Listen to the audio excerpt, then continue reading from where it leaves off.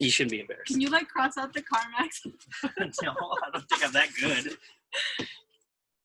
Let's start eating. I thought it was going to be like just a sound. Nope. That's why I was like, I don't like those kinds of podcasts. Why not? You can imagine because I don't like those kinds of podcasts because they leave out the whole visual part. Like I like people looking at each other. So. Let me know when you get started. Okay. Yeah, I will. But no, just relax. Just relax. I'm already relaxed? I'm already relaxed. You know, there's this thing that I heard about how some of these Olympians are like, they ask them, are you afraid? And then they go, no, I'm excited. I'm excited. So you have to take these things down. Did they cancel the Olympics? They did. They're going to switch them to the 2021. Nice. That's weird though, because it's always every 4 years. That's going to be every 5. So imagine how that is. Like, I wonder how that's going to work. I've never had carne asada fries from this place. So I'm very picky with my carne asada.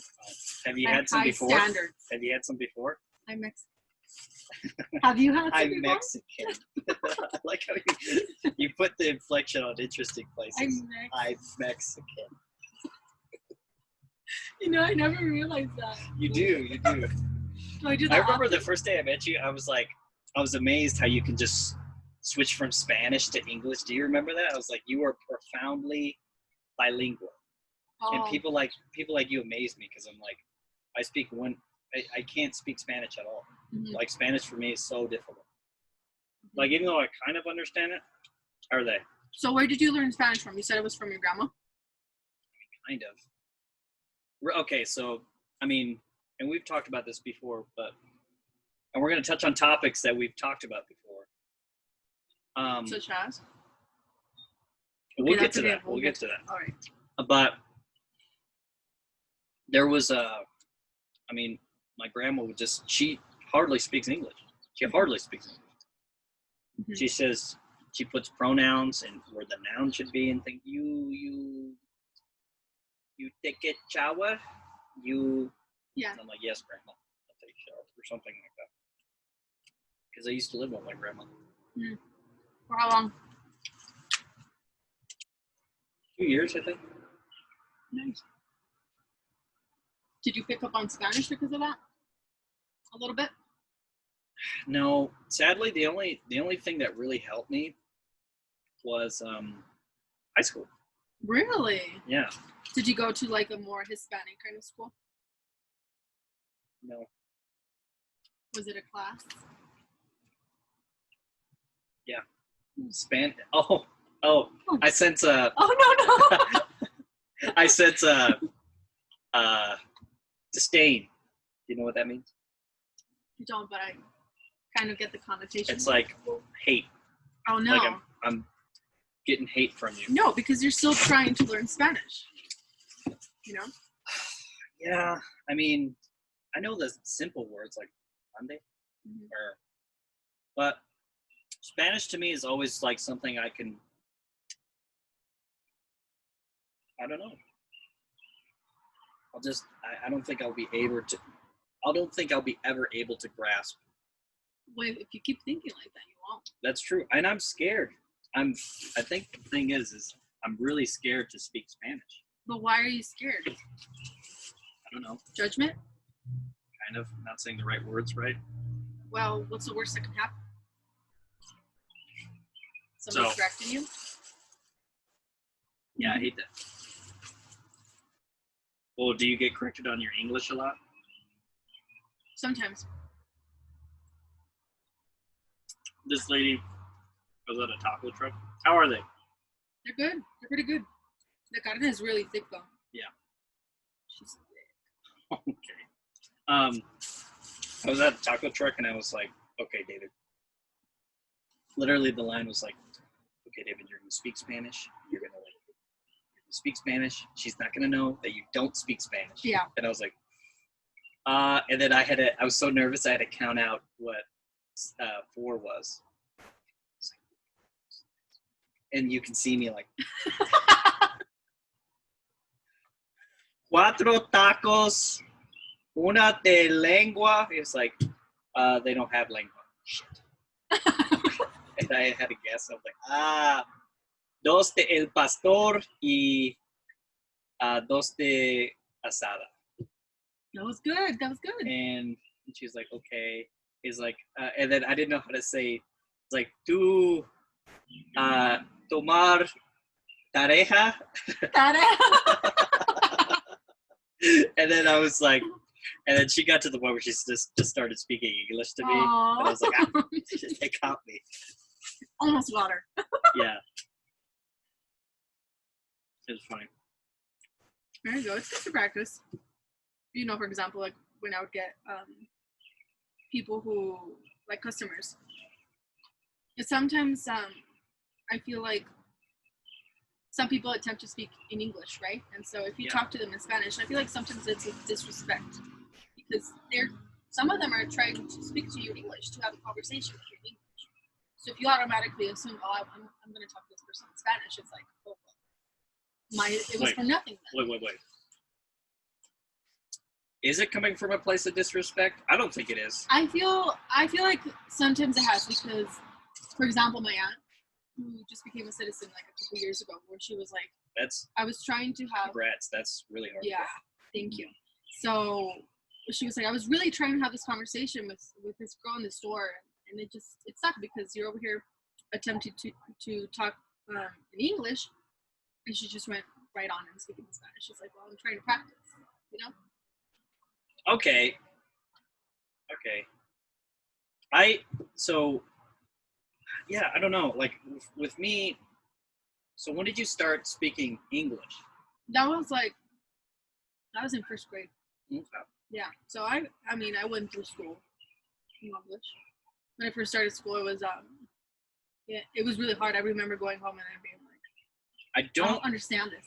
I don't understand how you held on to that though. Held on to what? Like speaking Spanish. Well, because I was the oldest child.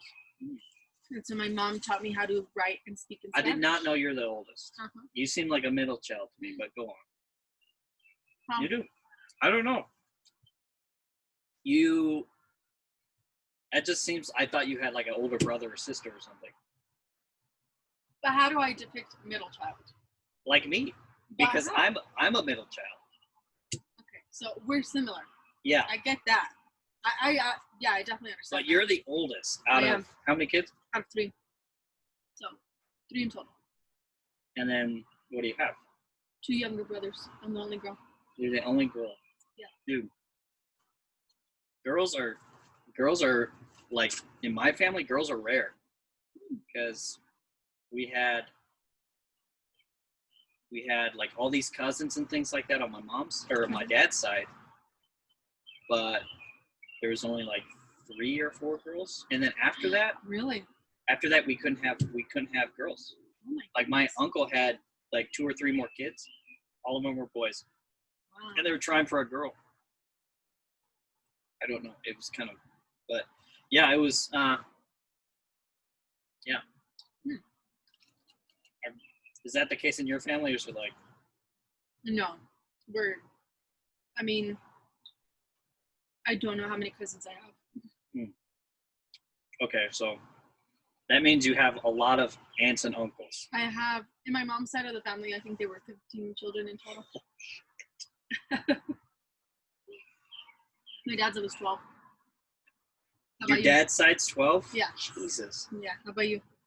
I have, my mom's side's 15. And then my dad's side's 6. So there was there was a time where like I didn't really get along with my mom's side, and I don't even know I can't even name them all my aunts and uncles because there's just so many of them. Could you? Only for my mom's side. I'm not close to my dad's side. Why is that? Well, as a podcast artist, you did, damn it. You done me good. You done me good. Did you already? Yeah, okay. It's okay. Okay. Well, no, hold on. It got me comfortable. Yeah. I thought we were locked out.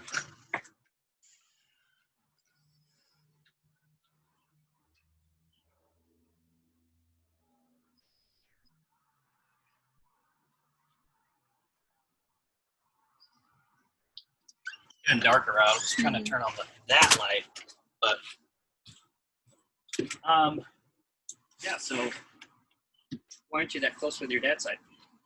Well, I think my dad's side of the family is very known in part of Mexico where they're from. Zacatecas or Aguascalientes. Because of my grandpa. So their family, the whole last name, Hey, they're... put the sauce on. Thank you. So That's a good idea. Yeah, so it doesn't spill. Are you going to eat your green salsa? No. Do you want it? Yeah, are you sure you're not Yeah, gonna I'm not going to eat it.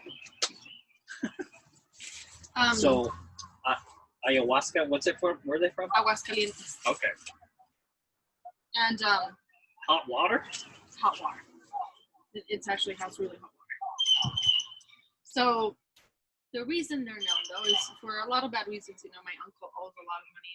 My grandpa, and Wait, he owns a lot of money? he owes a lot of money to people, but Like cartel? no, not really. It isn't cartel. It's he owns a business over there in, I don't know, like digging sand, and Digging sand. I don't know what you would call it. I don't know what you call it, but it's very big over there. Excavation? Probably. Fracking? No, not fracking. Not oil. It's the sand. It's the kind of sand that they use for like construction and stuff. I think so. Okay. And so there's that, and then also, I mean, my uncles, all of them are known for cheating on their wives and for abusing them. All of them are known. Really? Except for two of them. Okay. Do you think that's genetic, or do you think because of the example that their father put, that they are dispositioned to be like that?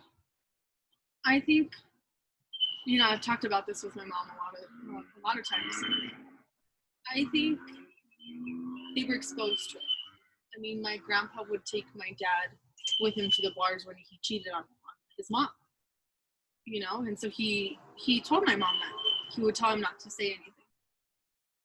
So I think they saw that. They witnessed that, and it was normalized for them. Really? I think for them it's like something so normal. Because even, for example, now, like, my dad has so many children with so many people that a lot of his brothers do too. And they're simply okay with it. And my grandma and my grandpa are okay with it too, because they don't know their granddaughters or their granddaughters. So, okay. So you think, I'm under this belief that people have a sense of right and wrong within them. Yeah. And so if I were a kid and I was like, it wouldn't, like, I feel like that experience wouldn't be confusing. No, that experience wouldn't be like, it'd be confusing. Like, okay, why am I here? Like, you don't put it's not daddy's girlfriend. It's not daddy's girlfriend's like daddy's friend. Like, oh, just going to see dad's friend. So, I mean, I don't know. But, so are you thinking it's like a nurture thing or a nature thing? Or both? I think it's both, honestly, because, I mean, you could be raised in that way and you can turn out completely different. Just like my other uncle, who my mom is very close to, actually. She's close to he and his wife. So your dad's brother. My dad's brother. Who Okay. They do not even communicate with each other because of that, because they're so different. Because he respects his wife and he does everything for his children because he's only been with his wife. So it's a matter of, yeah, you're exposed to that, but what are you going to do with that? After everything you've experienced, are you going to be just like that? Or are you going to be different? And, okay, so it's also, okay, now you have a choice. Mm-hmm. I think, okay. And a lot of your uncles and well, I don't know about your aunts, I don't know, but a lot of your uncles are like, okay, I have a choice. Yeah. And when you become, I feel like when trauma happens and things like that, you have a choice to be like, okay, do I read? It's like a cycle. Yeah. Do I let this happen again, or do I not let this happen again? Exactly. Yeah. Exactly. So, for instance, like my mom had an affair, and like for me, it's like when you see like, okay, never in a million years, like I'd never do that in a million years.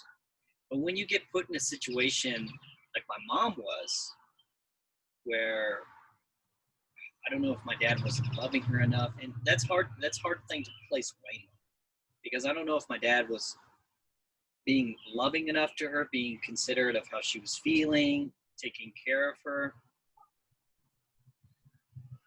Yeah, that's a really interesting thing of like where do we draw the line of good and bad? Yeah, exactly.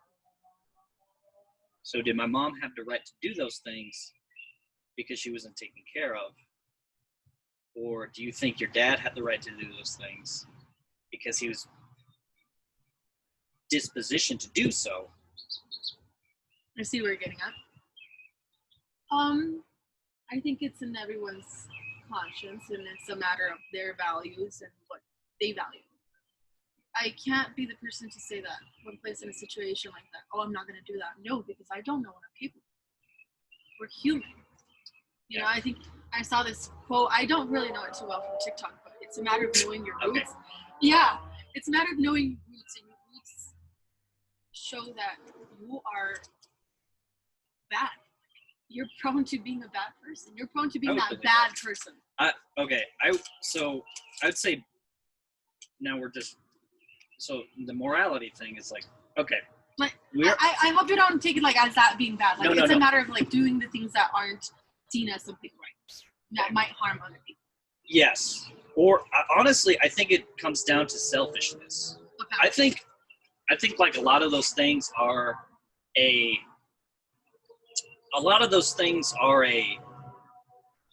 lost my train of thought. They're survival mechanisms. Yeah. I feel like selfishness is a necessary evil. I mean, it's not good to be selfish all the time, because us as humans, we're tribal creatures. We can't exist with other humans around. But I feel like if you're alone, which, I mean, this is what the generation is, we're starting to become more and more isolated from each other. I feel like those, like, selfishness and depression and things like that, those are starting to kick in, because this is opinion. I can't scientifically prove this, but a lot of those are defense mechanisms. If that makes sense. Mm-hmm. Well, I don't know about the depression, but selfishness. I feel like selfishness is important, because it's like, I need to take care of my needs. And when you're not taking care of your needs, how are you going to take care of somebody else? Yes. So, and it's not good if you're putting someone else over yourself. That too. It's complicated. It's complicated. I don't know. Maybe it could be that it depends on every situation too. Maybe it could be that. I mean, for example, like when I think of my ex, like I think it took a lot of me to accept that I was toxic too, and that I pushed him to a situation where it was a matter of, I'm tired of this, and I was tired of him too, you know. And I guess I understand. I can understand, and I can understand why he cheated on me. You know, and I wouldn't. Wait. Hold on. Okay, this is victim shaming. I'm not digging this, but continue. Okay. What was the reason you think that he cheated on you? I mean, I know I didn't deserve it. That's the thing. Okay. Like, I know I'm not worthy of that. I'm not going to devalue myself and say, oh my gosh, I deserve to be cheated on. No, nobody deserves to be cheated on. I don't know. Maybe, I don't know. But I feel like I didn't deserve to be cheated on, because, I mean, I invested myself so much into it. But at the end of the day, like, I realized how much harm I was causing him too. And the way that I'm saying that I think I understand why he did it is like not looking at myself only. I'm looking at his perspective, where it's like, I love this woman. I was about to marry this woman. But all of a sudden, she hates me. And as much as I'm trying, we're both not working things out. So okay, I'm trying to see it from his perspective rather than put myself in my okay. So and so what were some of the things you were considering as toxic? Well, for example, like, I don't think anything made me happy. I just had so much rage against him. I think he didn't understand me at all. He didn't attempt to. I think one of the things I realized about him was that he was so intimidated by me.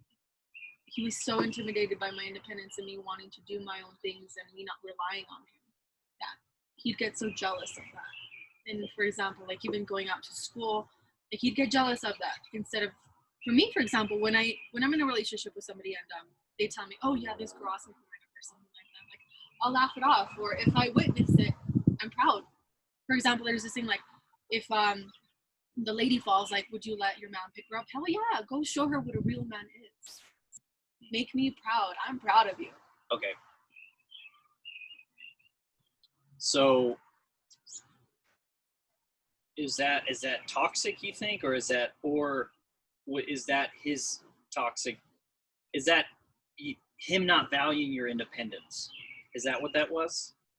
I think it was both. I think in situations like that, it's taking everything into consideration. It's not just a matter of cause and effect. It's everything all together. It all stirs in the same pot. Yeah, that makes sense. Like, and then some, I don't know, like sometimes it's just so many things in that situation. Like it might even, and in our culture, because this is our culture. Oh, yeah, I'm kidding, yes. Our culture, it's pretty normal to get married very young. Yeah. It is so normal. Yeah. Like I can count like 3 or 4 cousins that already have kids. Mm-hmm. But they're younger than I am. And here I am, like 24, and I feel like this crotchety old man with no kids. But and then they already have divorces under the belt, all of them. And it's like, okay, did I get lucky? I definitely think there's some sort of luck, because and they were in my mom's side, and we were kind of separate from each other. We lived kind of different lives. They all went to my grandparents' church, and they, no one taught them about contraceptives. No one taught them about, it was like, if you have sex, you're going to hell. You're going to die. You're going to die. You're going to go to hell if you have sex before marriage. Mm-hmm. And then and that's the whole Christian mentality of like, okay, when it's crazy, because a lot of times when the sex comes, it's very traumatic to people. Wow, really? Isn't that interesting? A lot of time, and you have to take it slow, because, oh, dude, you freaking polished those, man. I can lick this right off. No, don't. Okay, I won't, but I finished it. Let me lose my train of thought. What was I talking about? Abstinence, going to hell. Yes. And so and even beyond the whole Mexican Catholicism thing, I was living in this other culture where, we were supposed to wait before marriage. And then when they waited, every time it seemed very traumatic. Wow. It was traumatic. And they had to adjust to the lives of, okay, I'm allowed to have sex regularly. And it's so weird. It's really weird to me of like how sex is this, like, to Christian boys growing up, it is the crown jewel of creation, sex. Really? That's all we think about. And that's all we think about. And it's like, I don't care who the hell I have to marry, as long as I get to have sex with somebody. Like, it's just a matter of just like, I just need to have sex, man. Like, I can't hold it in any longer. And that's what, and I pray that,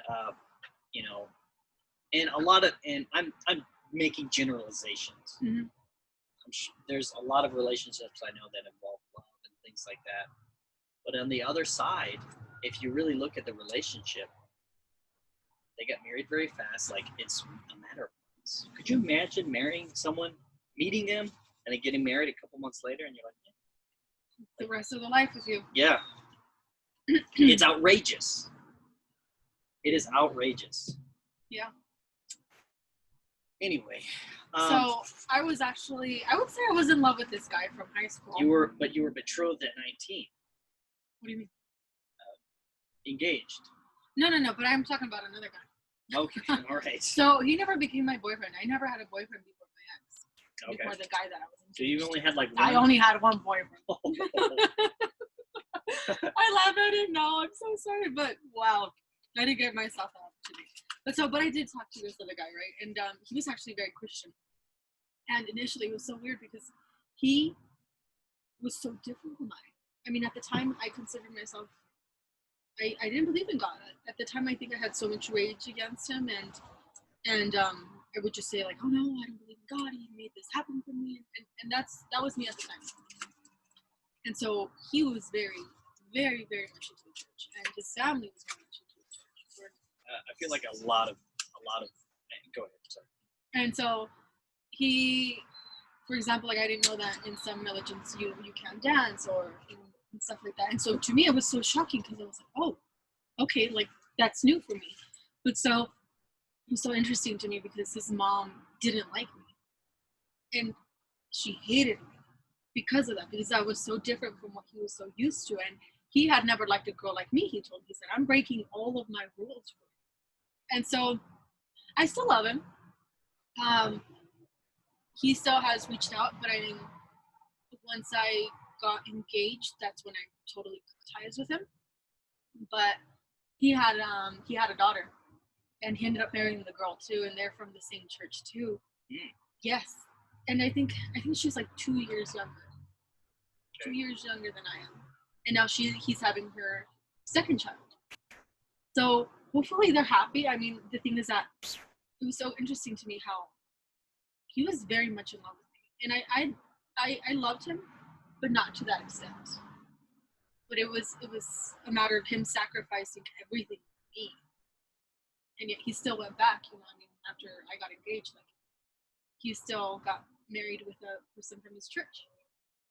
So I guess I'm happy for him for that because his family didn't want him to be with me either. So.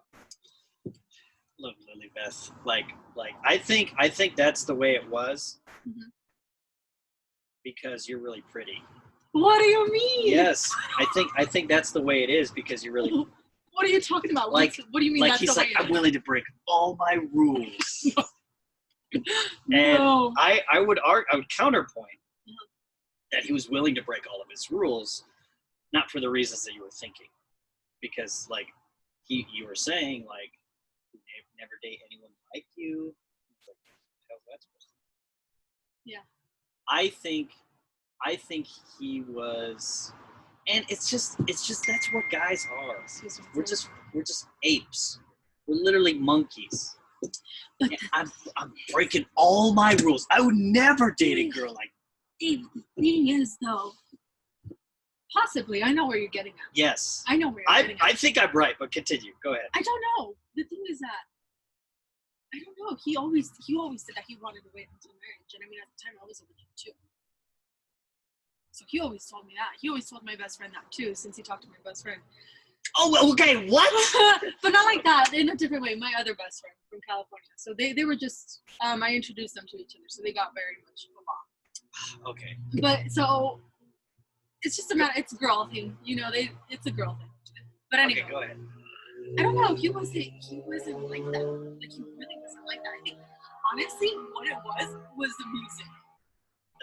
The music. Oh my God, it was the music. I'm telling you. What are you talking about? Because he liked a specific artist that I did too, and nobody. Which I know one? No, Angus and Julia Stone. Exactly. Yeah, I yes. fell right to that trope. Yes. So we shared music all the time. We would spend nights just listening to music. And that's on the what phone? it was. No, like hanging out. Phone? Yeah. Yeah. So it was that, because to me music is everything. And so I guess meeting somebody that just loved it as much as I did and listened to music that other people didn't, it was like, wow. And for him too. I mean, he bought me a lot of like Nirvana stuff. And, we would listen to Angus and Julia Stone, and we would listen to other music and just look at the stars, like nothing else, like nothing sexual ever. It was innocent. Okay, all right, you've made a good argument. I still think there was some ape hormone running around inside of it. Okay, I get it. I mean, that's probably why he got married to another white girl. Okay, you're a white girl? No, but I mean, I look white. So, come on. Okay, I won't say that you look white. I don't think you do, but you're fair. You're fair-skinned. Okay. Okay, I'll take that. I'll take that, thank you. Yeah, you're fair-skinned. I'm going to say like you. Do you think you get special privileges and things like that? Relax. What do you're... Okay, what do you mean? I'm relaxed. This is literally how I sit all the time. Special privileges because of what? Because of how pretty you are and how fair your skin is. Do you think you have special privileges because of that? I'm not saying you do. Mm-hmm. I'm just saying, have you seen it in your life? Yeah.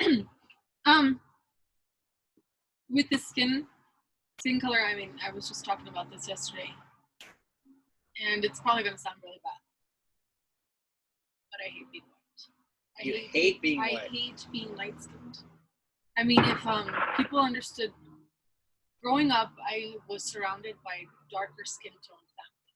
Like, I was the only white girl. I was only white, and I had blonde hair.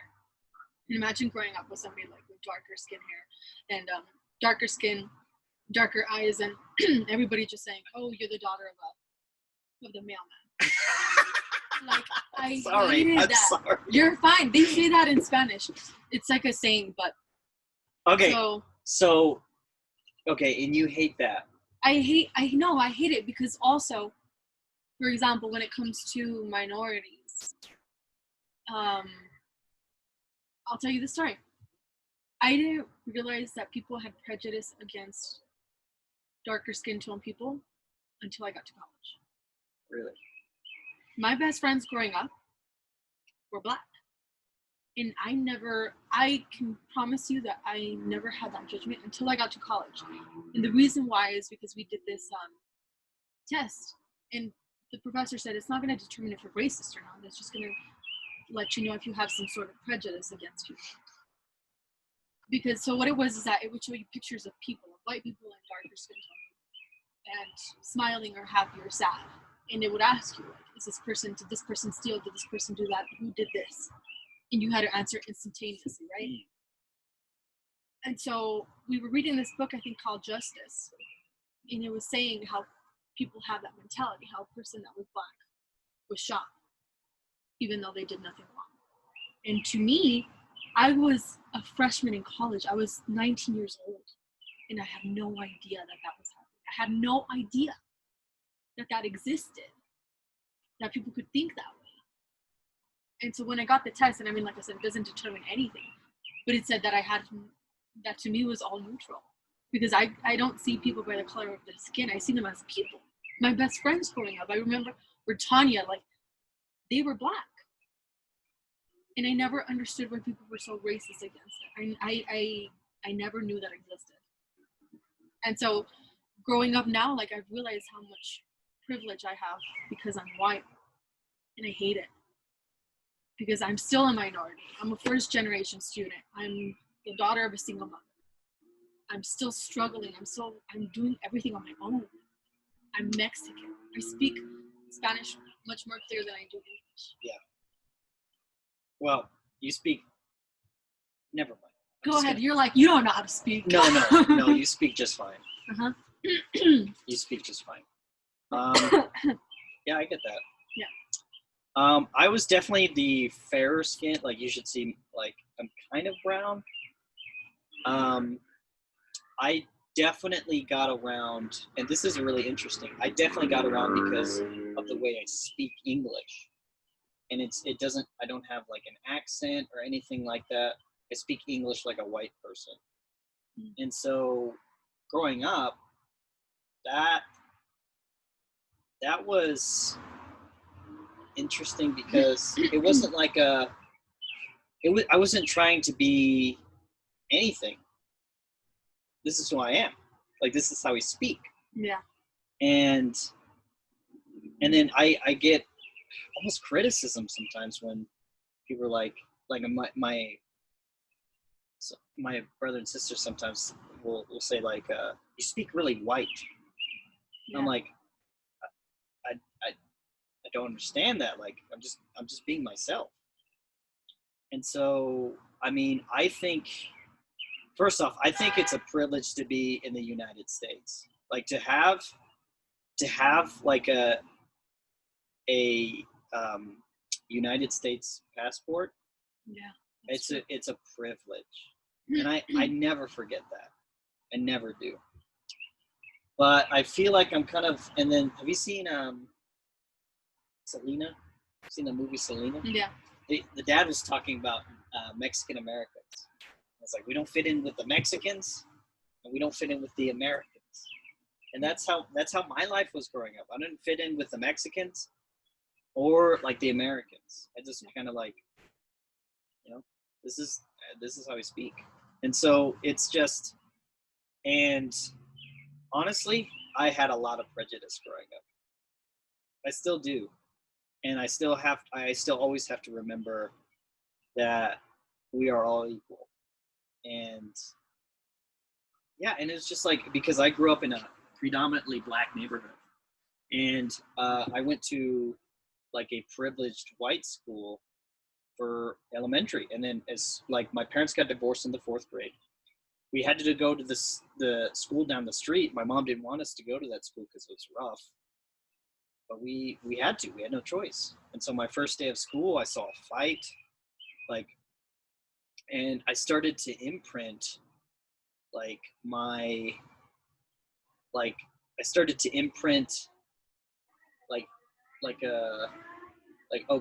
perception of black people.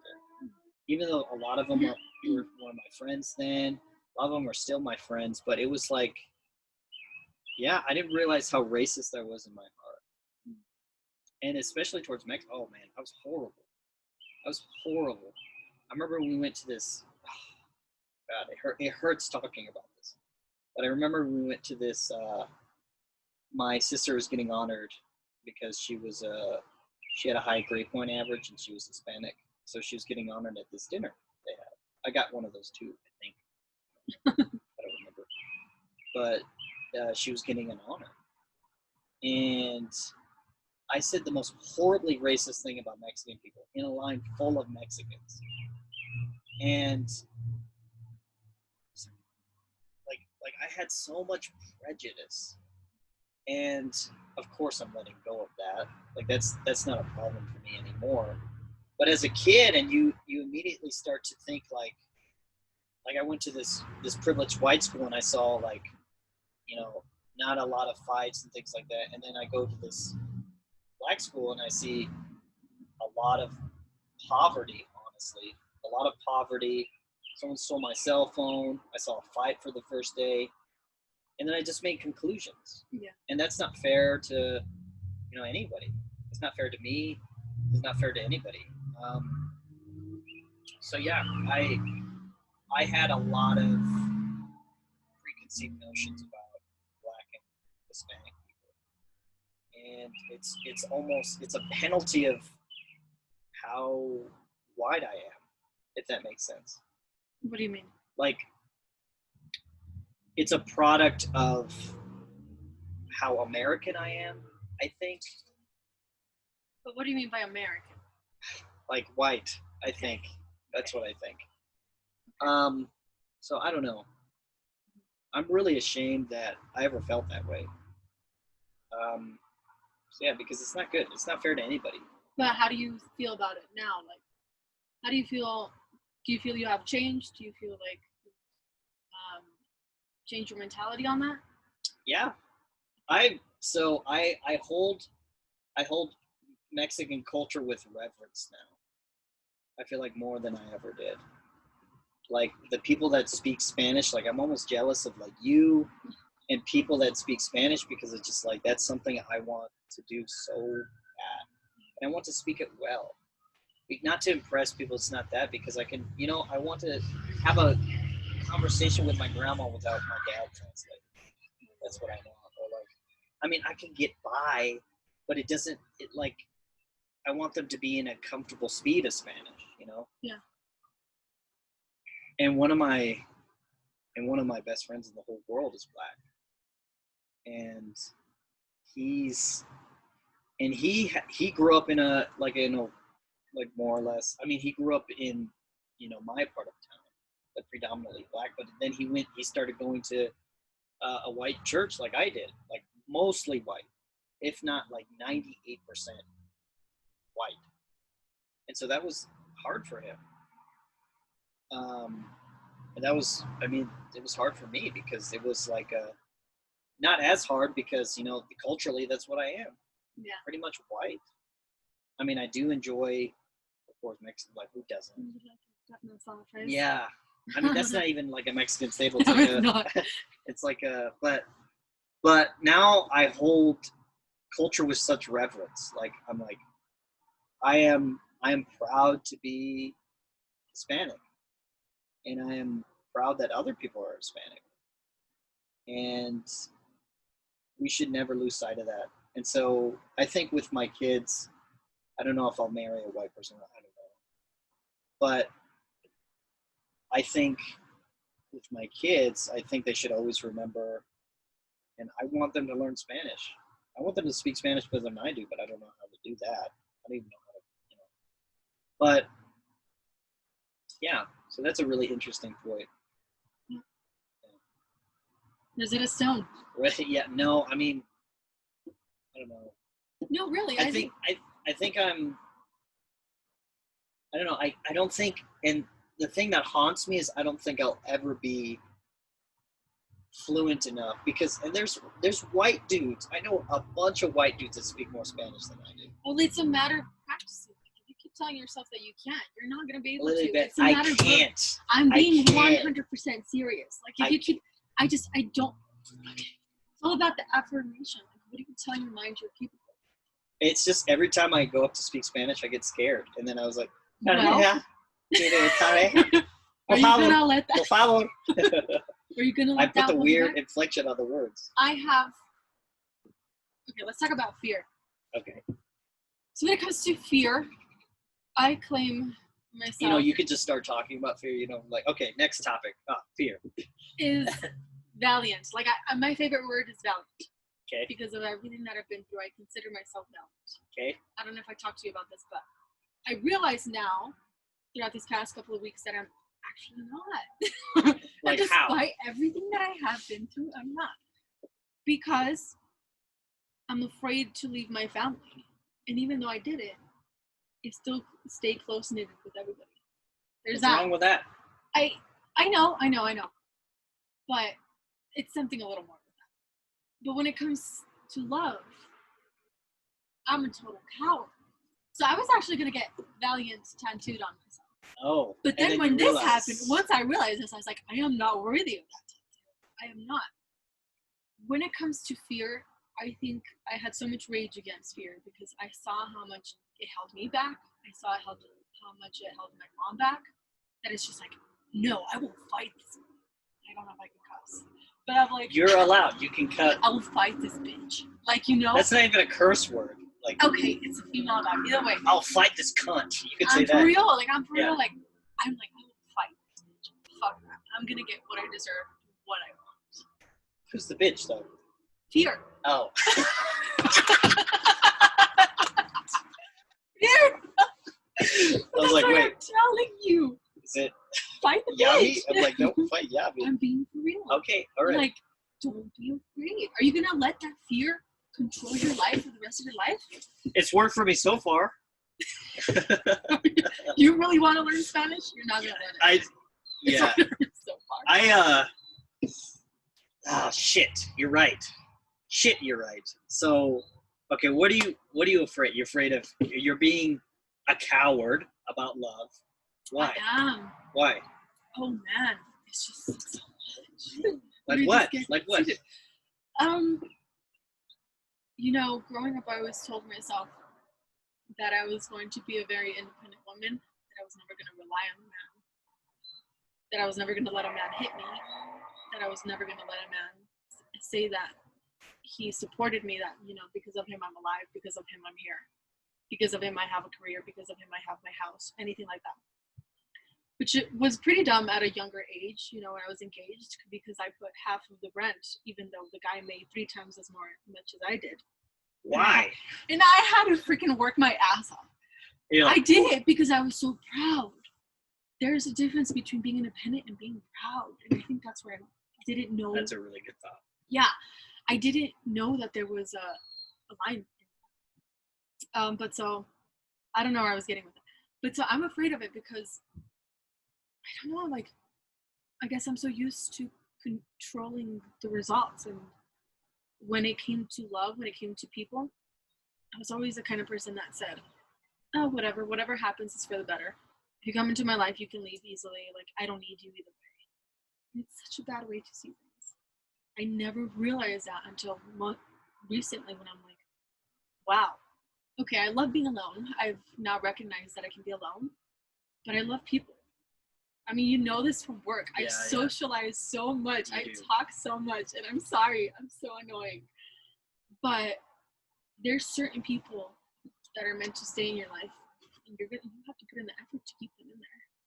The effort is showing them that you value them, showing them that mutual respect, everything like that. Like, if you really want to keep a person in your life, you're going to let them know. You're going to show it to them. You're not just going to say, okay, thanks for being here. You can leave whenever you want. So I guess my fear comes from, oh my goodness, am I independent? I can still be independent, yes, but where is my vulnerability gonna stop? Like, I don't want to be vulnerable. I've always been so strong and so, like, capable of doing things on my own. That's hard. Yeah, that is really hard. Yeah. Being vulnerable is, I think I'm okay at it. Like so I have a group of guys that we Zoom call with every once in a while. Shout out. And we've practiced the art of becoming vulnerable to each other. Really? It's very weird, but it's also that's awesome. It's also welcome because we can there's a space where it's okay, I can tell these guys anything. And I won't get judged for it. I could be as vulnerable as I want. Mm-hmm. And it's like, and then when you tell someone all your garbage, when you tell someone all your shit, and you've like, it's like a dragon, you know? Yeah. And you think it's in there and it's like, it's huge and I can't face it. And once you tell someone, and it's like, okay, that wasn't that bad. Like when I had to tell those group of friends that I wasn't a Christian anymore, that was hard. That was really hard. But because that was the reason why we kept meeting and things like that is because of our faith. And being vulnerable is the hardest thing to do, I feel like. But I feel like once you've mastered it, you won't let those little problems become big dragons. I feel like those things that are walking around in your heart, and you know what they are, when you let them go, you tell somebody, it's like, what was I afraid of? Yeah. What was I afraid of? Yeah, so I get it. You know what, you want to hear what I'm afraid of? What are you afraid of? Besides speaking Spanish? I'm afraid of driving a manual transmission. Really? Like, it's not like I can't do it. It's like, I can do it, but I'm so scared I don't want to. Why? Because I crashed one time. I crashed the customers. Yeah, it was bad. I crashed the customers. Was it at Carmax? No. Oh. It was at, I used to change tires. I changed tires for 6 years. And I was backing out a customer's vehicle and I was still learning, but I was getting it. I was getting it. I was like, okay, I haven't killed anything yet. And I'm like, I'm doing really good. And I went to get in one and I turned it on and it lurched forward. I was like, and I panicked. And then I let go of it and it crashed right into it. And my buddy was on top of the hood. Like, I almost ran him over. Yeah. And I had it was definitely, I had an imprint moment where that moment was imprinted, and I was afraid of it from then on. Like, I was like, I almost killed my friend. And I was like, I remember being in the bathroom, my manager found me, I was just shaking because of like, I was in charge. Like, I was in charge of the whole bay, the whole garage. And I crashed a fucking car. And so from then on, I've just been like terrified. Like, when I see a manual transmission, I like shake. Like, I'm like, I'm not touching it. I'm not going anywhere near it. Even though I know the concept of how to drive one, the fear just grips me so much that I can't drive it. And Edwin actually had me drive one the other day, and it was a huge milestone for me, because it's like, Good. because it's like, oh, it's not so bad. When we really face any of the things we're afraid of, it's really not that bad. Yeah. So what else are you afraid of? I think that's like my more, right now I think you made me realize the reason why I'm so afraid of being independent, or what I was just talking about. Yeah. It's because I'm so used to, and I guess it's going to show what kind of person I really am, but I'm so used to learning about a person so much to the point where they can trust me and I won't say anything to anybody. But until the moment that you hurt me, my words will cut you. And I think that's where my fear comes in. It's like, I don't want you to find out the point where you can cut me. And you just made me realize that. So you're afraid of. Okay, that's really interesting. You're afraid of other people using your dirt against you. Yes. I mean, what dirt do you even have? Like, we're human. We experience, we feel, we think. We all have our flaws. We all have dirt. That's true. All have dirt. We're made out of dirt. We're all dirt. We're real. I was afraid of planes for a really long time. Plants? Planes. Oh.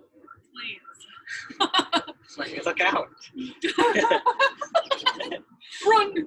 No. Planes. Yeah, planes. I feel like that's a fear that everybody has, because planes are so new to human beings. Like, they've been invented within the last 100 years, 200 years, I think. And, like, I mean, it's not as bad. Yeah, I got over it. I mean, I've been in a couple. Yeah, you just, like, how I got over, like, I think everyone has a fear of planes at some point, but we deal with them differently. Like, how I got over my fear of planes. How I got over my fear of a lot of things is accepting death. Oh. So I'll get on a plane and I'm like, things are good. I love my mom, love my family. Things are okay. It would be fine if I died. And it's so weird because it's like, it's really morbid, but no, it's the truth. It's reality. It's accepting, like, and if I got into a car accident, I've learned not to panic in it, because I've been in so many, because people keep hitting me for some reason. Yeah, I don't know, but I've just been accepting of death, and that's what's helped me to stay calm in a situation. Yeah. Where it's like, okay, if I die, that's all right. It's really weird, but it's like in a plane, it's just like if we're taking off and you're like just closing your eyes. I literally, it's for me, it's just like. And it's like, how can you sleep during this part? Yeah. For me, it's like, I'm okay with dying. Yeah. Yeah. I actually agree with that. Yeah, I'm okay with dying. No, I definitely agree with that, because I also think the same way. Like, I think the same way too. That's why I risk myself so much. But I don't think it should ever be like, I think, because even though we're like, I think you should have a balance of accepting death, but also have a balance of, like I'm really afraid to, start this podcast. I was like, okay, David, there's a billion podcasts out there. And another thing is, stand-up comedy. That's something I want to do. I want to be a stand-up comedian. And so, like, what if I died tomorrow and I never did any of it? I mean, I did the podcast thing, but what if I never even tried or attempted any kind of stand-up comedy? Yeah. And it's like, I could always live a better life, you know? So I think that just like self-improvement. Just do it. Speaking of, let's move on to self-improvement. Let's do a Lilybeth transition. Wait, why is it Lilybeth transition? It's like, because you just name it. You're like, let's talk about self-improvement. What about it? What's one thing you really want to improve on? Is it okay if I started a live real quickly? Are No, you sure? That's totally fine. Like, I Please. kind of want Go to share ahead. this. You can put it on this chair over here, or we can Or do prop you it up. Do you want to pause this real quickly and then we can set it up for a little bit? Or how do you want to do it? Whatever you want to do. However you prefer. Honestly, I don't want to let anything out there that you don't want to put it out there. No, it's totally fine. Are you sure? Yes. Okay. We're not pausing it. It's going to keep going. So just set it up. I'm going to try to get this light on here. Okay. Oh, no.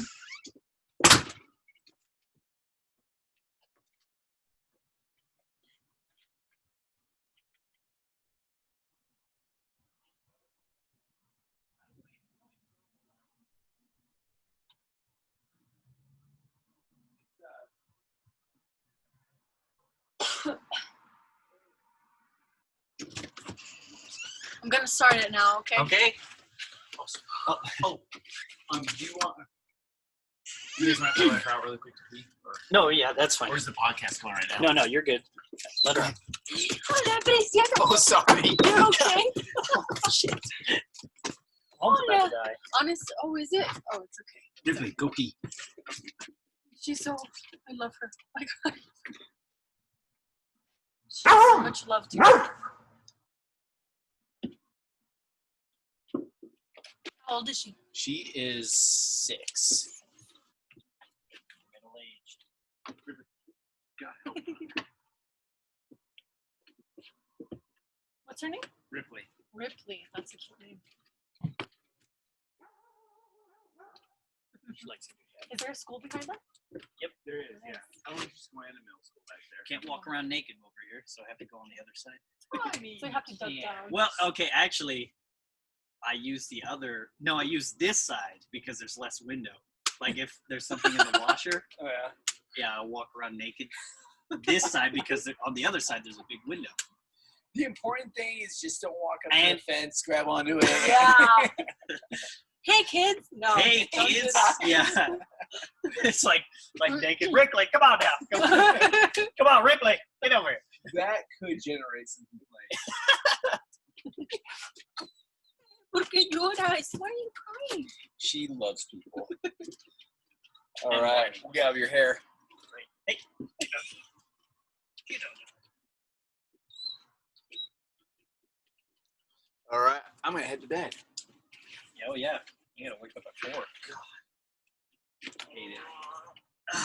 See, look, now we have the light. So nice. It's darker now, Yeah. and so the lighting's a lot better. It is.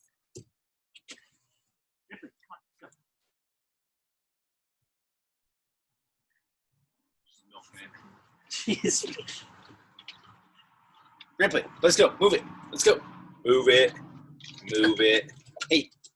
Move. Hey. I can't save you, dog. Ripley. Hey. See the eyes she gave you? She's like, Yeah.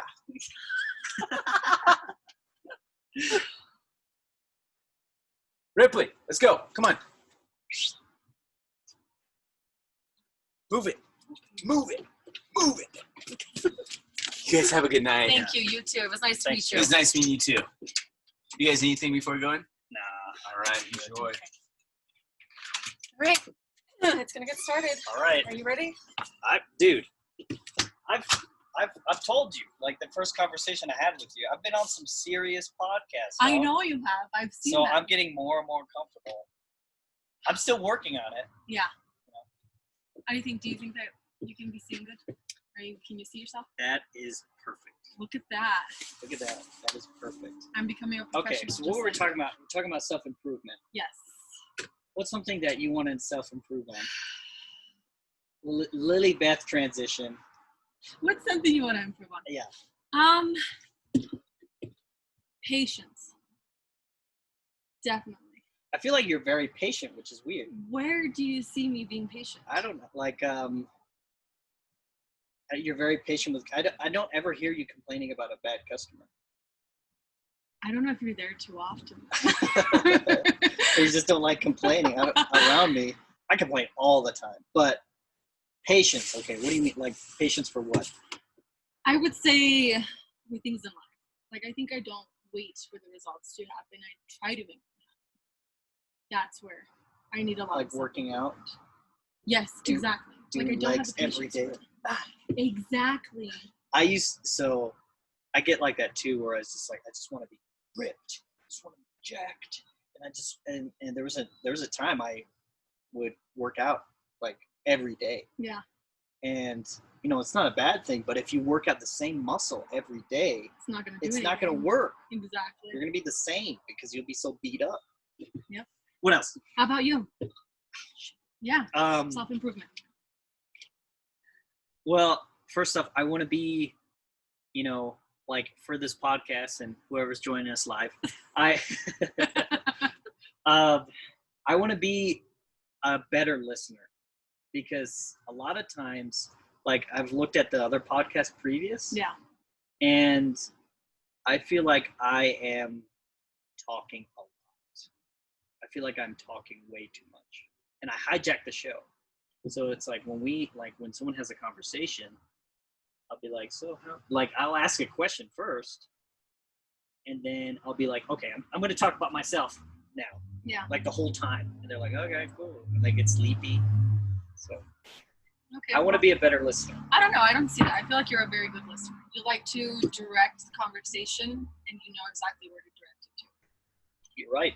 But I need to get better at listening to the conversation. Okay. Because I ask questions. This is what I do. I ask questions that I want to answer. Oh. So that's how I get around like self-improvement. And then it's me like, oh, I want to do this. I want to be a better podcast. I want to do this. Like I want to do that.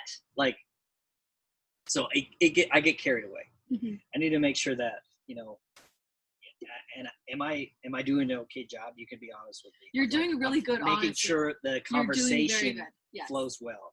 Exactly. Okay. I'm shaking a little. I'm not gonna lie. Like I'm a little Why? bit nervous. I don't know. And then low battery. Can you press on Low battery.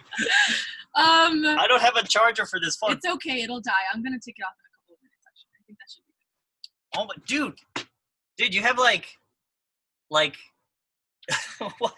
Take a seat. Let's continue with the podcast. What? Okay.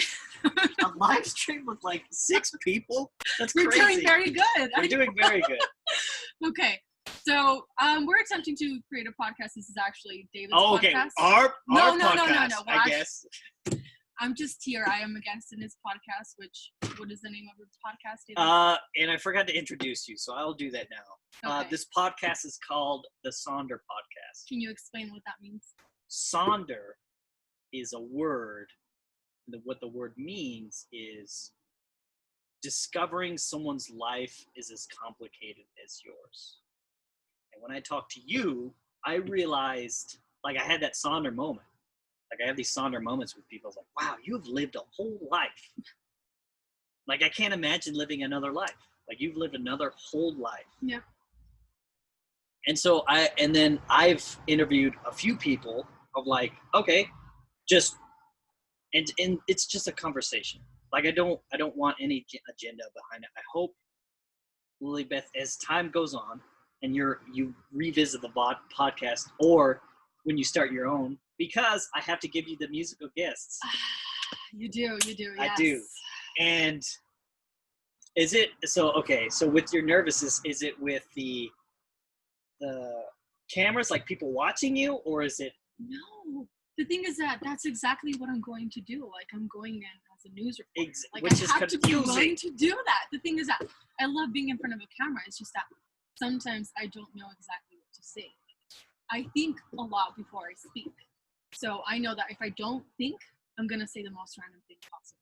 And I'm not willing to embarrass myself like that. And you can't. Quite yet. And it's happened a few times where like we're talking and it's like, okay, what am I talking about? Exactly. Like you lose the train of thought. You're like, am I even answering the question? What was the question in the first place? What are we doing? Yeah. So self-improvement. Um, What else? What is a feature that you see in people that you wish you had? oh, dude, I was literally just thinking about this Really? when you were doing a sale. That is so funny. What did I do? I was like, Lilybeth has empathy. So I need to, and I literally heard you from across the room. You're like, I totally understand the situation you guys are in. And I want to, you have empathy, and I don't give a shit. I don't care. Like, I'm like, oh man, that sucks. Well, here's my card. Like, I would just want to fucking move on to the next person. You know, it took me a lot of years to recognize that I had it. And I didn't realize that I had it. I didn't realize that people do have that. I literally heard you, like, I literally heard you. I completely understand. Like, I know exactly what you're, like, you're being empathetic. Yeah. And it was so profound to me because I don't do that with my customers. I don't. Mm-hmm. And I wish I had more of that. It's a skill that you can build. It really is. It's a matter of being patient with people and trying to understand them too. So, and I see customers like money bags. Like, they're just money to me. And really? yeah. Okay. It's very, I'm being honest. No, go ahead. That's what it is all about. It's about being so honest. I see customers as just like money bags. And I'm just like, okay, cool. Well, here's my card. But there's some customers that I can relate enough to where I make them a lot more comfortable. I just need to work on making every customer comfortable. So the way that I do it is by asking them questions. So I don't ask them just about what kind of car. I ask them, oh, what brings you in today? Are you going to do anything later on today? Oh, did you just graduate? For example, I had this customer today who just graduated from college. And he was so happy when I told him, like, congratulations, I'm so sorry you didn't get your celebration. Like, people, it's just getting to know their story first. Know their story. Really? That's a big, Everybody that has is a story to huge church word. That is a huge church I don't know. slogan. For me, it isn't a church slogan. I mean, as a reporter, everybody has a story to tell. Oh my gosh. I see it. Know their story. Know their story. Don't keep voices silent. That's really good. I mean, it also goes hand in hand with the name of your podcast. It does. Which is, what's the name again? This Sonder. Sonder Podcast. Exactly. It's not confirmed yet because I don't know if I have the rights to that name. I did get the website. But you got the website already? I think I might have bought it. No, I did. I think I did. Whatever. It doesn't matter. Congratulations. Thanks. What is the name of your podcast? Oh, no, I'm not going to say it quite yet. Oh, I'm not quite ready. So it was going to be Colorado's Peak Musicians. I'm still working on it. Peak music. I like that. Peak Musicians. It was meant to be like rising and upcoming artists reaching the top. You know? Okay. Rising, okay. Behind so the music. Yes, behind the music. That's great. But I'm still working on it. So I do have the website set up. I have a lead for you, and they're great people. They're a couple. And they're great people. And I'll tell you their names when we're done. Perfect. Okay. But yeah, you're going to be a news reporter and things like that, or a news anchor. I mean, what do you really want to do with that? Do you want to... With it. Like a news, like you're getting was it communications degree? Communications, yeah. Okay. So... Do you want to be a journalist? Yes, I'm also that, yes, okay. As a journalist too. I don't know, I think I've always been a very curious person, and I don't like injustice. I don't like just watching things. I like to get my questions answered. So I feel like I want to get into a platform where I can be heard, I can be seen, and I can be the voice of the things that aren't really talked about. That's exactly what I want to do. You know, like I'm still interested in doing a whole bunch of other stuff. Like, for example, I love selling cars. I love having different sources of income too, because it gives you more value. You know, you have more knowledge, more experience, and I love it because I feel like in life you have to experience those things and know what you like and what you don't like too. So, how do you feel about cars? Do you not like it, or do you like it? I like it a lot, honestly. I have so much fun. How do you feel about it? You became a car sales consultant quite recently. How do you feel about it? So I've been selling cars. I mean, I've always been a salesman. Like tire selling is just. But the thing is, the paperwork wasn't as important. Whereas this, if you get something wrong, you have to start over. Mm-hmm. So I didn't understand the value of that, and now I'm starting to. But as a car sales consultant, I just love how much money you make, and I don't like. I mean, it's hard. It's hard to say if I like it or not because I'm a really gifted salesman. I'll say that. In what ways are you gifted? Do you consider yourself gifted? It's not like I have a secret or anything. It's basically like I'm very calm. I don't panic. Yeah. And it's just like I think the reason I'm such a good salesman, I see myself as not a very good salesman. I think the reason why I'm perceived as such a good salesman because I'm easy to get along with. I think that's why people like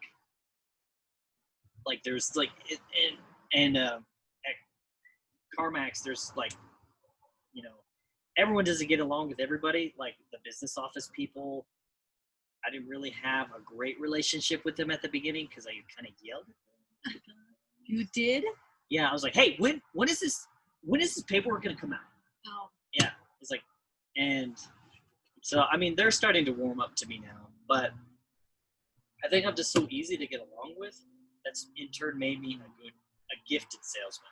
Okay. Now, am I that good? I'm not very good at convincing people one way or the other. I'm just like, hey, here are the facts. What do you think? I let people think for themselves, but I don't know if I'm that good of a salesman. I mean, I have good numbers, but... Yeah, I'm exactly the same way. Honestly, when people tell me that I'm a good car sales consultant and they look at my numbers, I'm like, I don't know. They ask me, how do you do it? And I'm like, I don't know. All I do is talk to people. I was like, okay, who's the number one part-time? And they're like, it's Lilybeth. I'm like, I'm beating Lilybeth. I didn't even know who you were. I was like, who the hell's that? Ooh, who's Lily? Who's Lilybeth? I remember the first time I was like, is it Lily? And you're like, it's Lilybeth. Oh. Gotta be professional. Yeah. You know, I've never used that name before. I do that. Use Lily, so. Oh, really? Yeah, Lilybeth was my professional name. You prefer Lilybeth? I prefer Lilybeth when it comes to something professional in school. Really? Yes. That's interesting because Lily, I feel like would be leaning towards more professional than Lilybeth. I feel like Lily is just too sweet. Like, oh, Lily. Exactly. Like Lily is just so, bonita, so Lily. delicate. Yeah. Exactly. So for me, I don't like it. I don't like Dave. I've never called you Dave, so I'm glad I haven't. Yeah. I don't like Dave. And Connor will make fun of me for it. He'll be like, what up, Dave? I have Connor on here, by the way, just in case he does? He's watching it. Oh. I hate it. I hate it. Dave, I always correct people. Is it, and like old people will call me that. Is it Dave? Hey, Dave. I'm like, it's David, sir.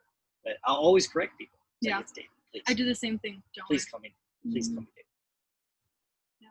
What were your nicknames growing up? You know, I had a lot. My godmother would call me, what was it? Liliana. She was the only one that called me that. But I was known as Liliana for growing up my entire life. And then it was La Güera. They would call me that. Güero. Yeah, Güero. Yeah. Oh yes, dude, that is so funny. Yeah. That is so funny. How about you? What were your nicknames? Güero. Okay. My dad would call me Güero Bear. Güero Bear? Yeah, because I'd watch Little Bear, that show Little Bear. They call me Boyes. B-O-Y-E-Z. Boyes. Why? Because when my sister was little, she would conjugate boys wrong, and she would put Boyes. Oh, that's cute. It's like, hey, what up, Boyes? And so, like, that's what everybody calls me on my dad's side of the family. Yeah. It's Boyes. Mm-hmm. Actually, no. Pretty much everybody does. Even my dad. Like, who can't call you Boyes? Boyes. Oh, it's funny. The only person that can't call me Boyes is my mom. You don't let her? No, it just sounds weird coming from her. Okay. It just sounds so weird, and it's like, it's not like that. yeah, it's weird. It's weird. Like my mom, she said it one time. I remember when I was little, and I was like, "You can't say that." Who It are you? was just weird coming from her. You know, it reminds me of me when my mom called me Mika for the first time. Which I know. I mean, do you know what Mika is? Yeah. My daughter. It means a dog. Yeah. It means a dog. It means my daughter. And so the first time that she called me that, I was like, "Are you okay? Like, I get that I'm your only daughter." And I was like around in 6th grade, I think. And I was like, she called me Mika. It was always just, Lily! Oh, Mija. Yes, exactly. And for That's my what, brothers, like- it was always Mika. So I was like, okay, I guess I'm just, Lily. That's all I am. Lily. Yeah. Yeah, I guess. Yeah, nicknames are a huge part of Mexican. Like, there's a culture. It's just, It definitely is. and you have weird ones too. Like, Bono would be my brother. It's called Bono. Cool. And then Mimi for Naomi. Mimi. For my sister Mimi. My siblings don't have nicknames. They don't? No, they don't. My dad, I've only in really serious situations since my dad called me Dave. It's really weird. And Yeah. He never calls me. That's when you know you're in trouble. Yeah. No, not in trouble. I gotta be in trouble. Oh, yeah, sure. I don't. When's the last time you got in trouble from your parent? Dude, it's been ages. Really? It has literally been like the last time my dad's been mad at me. I can't remember. I literally can't. It's been like since after high school. Wow. Or since before high school. Because I moved out pretty quick. And even though I love my family, I could never live with them. Because it's like when I live with them, things get very tense. Like with my mom and my dad. And like people are like some people I've talked to, they're like, "Oh, family's everything." I'm like, yes, family is a lot of things. But there is a huge value in moving away from family that you don't get with. There's no safety net. Like when I moved out here to Colorado, I had a place to live, and I was a resident pastor, just a resident. I was pastor in training. That's what it was. And that's I hate to interrupt, but are you sure you want to share this with Instagram? Yes. Yeah? Okay. Yeah. Okay. Go ahead. As a resident pastor, and but now I lost my I'm train sorry. of thought. Go ahead. You were a resident Oh, pastor. I was a resident pastor, and I was like, this is the longest I've been outside of home. How long has it been? It's been 3 years now, almost 3 years. Where did you say you were from? Nebraska, Omaha, Nebraska. Now, it's funny because it sounds like when I talk to some people, they say I have an accent. And I'm like, and I used to pick up the phone like, "Thank you for choosing Discount Tire." Like I'd have a little accent. Yeah. But no accent, Nebraska. It's just me. Maybe, I don't know. Maybe you just got used to it. Sure. But no safety net. I didn't have a safety net, especially now. This is me. No safety net, no family, no nothing like that. You know, it sucks sometimes. It's also super rewarding. Like I got a job at Carmax because no other dealership would hire me, honestly. Like I applied at a few and nothing else would hire me, but they gave me a chance. And I really appreciate that, and I'm doing really good. And now you're the second Nah, part-time sausage.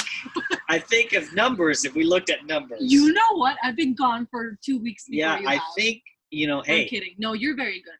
I knew from the very beginning that you were going to be very good because you're very good with people. Just like you said, you get along with people. I get along with everybody. Yeah. But you do. You're anyway. the only person that has gotten me to talk about myself a lot more than other people. Well, Lilybeth, you wanted to do that. I was just like, Fine. You're like, put this whole weight on my shoulders, I guess. Yeah, I was like, yeah, I remember that. It's like, shit, I'm just trying to have a conversation. Yeah. Hey, And how do I open you're just order like entry? opening up to me. I'm like, I'm so sorry. I'm like, I got a customer. It's like, I do this all the time. But yeah, I think you've come to realize that I'm very social, so I like being around people, and I think with you, that's why I'm always like, hey, come over here, let's talk for a little bit, because you're actually willing to talk. No, everybody's willing everyone's super nice. Yes. Oh yeah, absolutely. Everybody is very nice. I love people from Carmax. That's what I appreciate. Like, everyone's super cool. Yeah. Like, I mean, there's only a few people I don't hate them. I just don't really get along with them that well. I think it's a matter of getting to know them too. You know, I think we're all working. Are we thinking of the same person? Of you're like, I don't think so. I don't think so. Okay. No, I don't. Well, maybe. Probably. Who knows? It's like it's just a matter of getting to them. It's like, well, I know them pretty well. Whatever. Do you have like a time? No, I think this was it. So today, you can end the podcast since this is your podcast. I mean, it's getting late. I didn't want to keep you, but we've been talking for quite a while. So I'm really happy to have been on David's podcast. I mean, he was the one that was willing to get me out here. It took quite a while, actually, because... And she came to my house. Yeah. That's crazy. We were trying to set this up for a long time. I mean, David was. Yeah. But for a long time, I was very scared. And so actually, he has a couple set of podcasts of episodes on here that he still hasn't released. Yeah. And I'm very proud of him. I'm really happy for him that he's able to do this. Hey, thanks. And I just wanted to give a shout out to Lilybeth. Thank you for... I mean, I'm pretty much a perfect stranger almost, and you're willing to be like, okay, yeah, I'll go to your house, and you're like, I'm like, really? Like, and you're here, and it's kind of surreal. Like, thank you for taking the risk, and I hope I've been as hospitable as I could. You have, especially with the Governor Salad and Prize. Thank you for letting me have you on the podcast. It was a pleasure. Thank you. We have work tomorrow. We have work tomorrow. Yeah, so I'm probably gonna go to bed after this. Yeah, me too. So.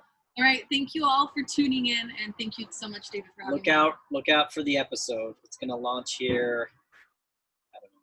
Soon. It'll launch. I'll put a link to it. I'll let you guys know when he releases them too. Great. All right, awesome. Thank you. Thanks.